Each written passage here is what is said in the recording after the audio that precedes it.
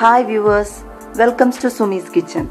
ഇന്ന് നമുക്ക് കള്ളപ്പം എങ്ങനെയാണ് റെഡിയാക്കുന്നതെന്ന് നോക്കാം. അതിനു വേണ്ടിയിട്ട് 3 ഗ്ലാസ് പച്ചരി 8 മണിക്കൂർ മുമ്പ് കുതിർത്ത് പൊടിച്ചെടുത്ത പൊടിയാണിത്.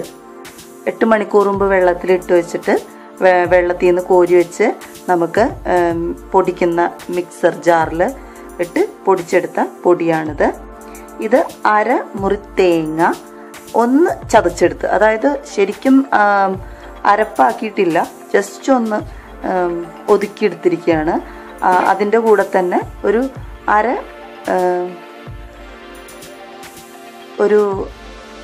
3 സ്പൂണ് ചോറ് നന്നായിട്ട് അരഞ്ഞിട്ടുണ്ട്. തേങ്ങ ജസ്റ്റ് ഒന്ന് അരഞ്ഞിട്ടുള്ളൂ.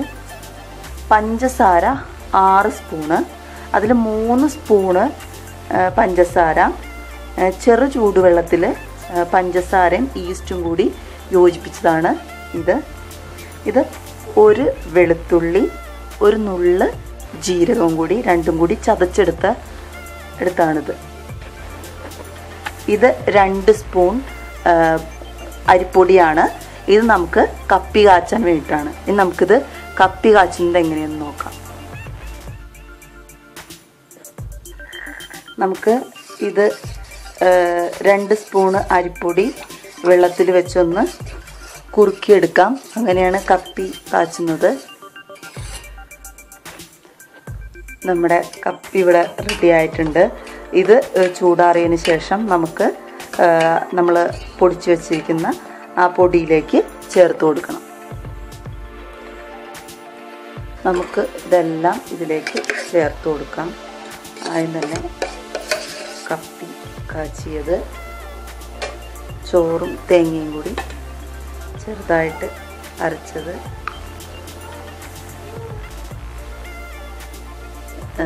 വെളുത്തുള്ളി ജീരകവും, ഈസ്റ്റിൻ്റെ പൊടി, ഇത് എല്ലാം കൂടി ഇട്ട് നമുക്ക് നന്നായിട്ട് കൈകൊണ്ട് തന്നെ കൂട്ടി തിരുമ്മി വെക്കണം. എന്നാൽ മാത്രമേ നന്നായിട്ട് പൊങ്ങുള്ളൂ. അപ്പം നന്നായിട്ടൊന്ന് കൂട്ടി തിരുമ്മി 8 മണിക്കൂർ ഇത് പൊങ്ങാൻ വേണ്ടി വയ്ക്കാം. 8 മണിക്കൂറിന് ശേഷം നമുക്ക് ബാക്കിയുള്ള ഈ 3 സ്പൂൺ പഞ്ചസാരയും ആവശ്യത്തിന് ഉപ്പും ചേർത്ത് നമുക്ക് സ്വാദിഷ്ടമായ കള്ളപ്പം റെഡിയാക്കാം.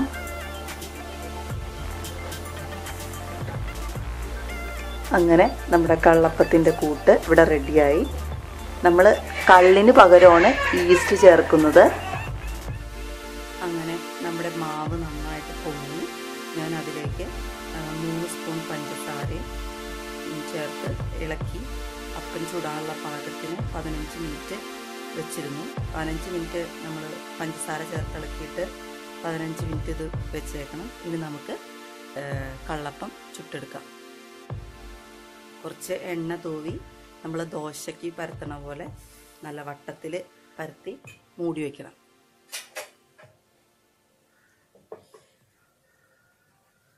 ഇതിൻ്റെ 2 വശവും മുരിച്ചെടുക്കണം. രണ്ടാമത്തെ വശവും നമുക്ക് തിരിച്ചിട്ട് വേവിക്കാം. അങ്ങനെ നമ്മുടെ വളരെ സ്വാദിഷ്ടമായിട്ടുള്ള കള്ളപ്പം ഇവിടെ റെഡി ആയിരിക്കുകയാണ്.